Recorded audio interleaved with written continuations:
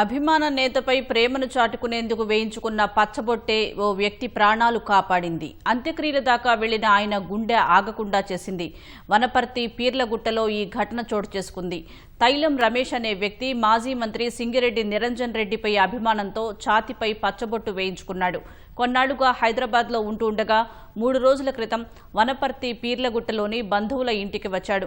ఆదివారం అల్పాహారం తిన్న తర్వాత అస్వస్థతకు గురయ్యాడు. తర్వాత ఎలాంటి చలనం లేకపోవడంతో చనిపోయాడని భావించి అంత్యక్రియలను సైతం ఏర్పాట్లు చేశారు. ఈ క్రమంలో చివరిచూపు కోసం వచ్చిన నిరంజన్ రెడ్డి రమేష్ ఎదపై ఉన్న పచ్చబొట్టు చూస్తుండగా ఊపిరి పీల్చుకుంటున్నట్లు గమనించారు.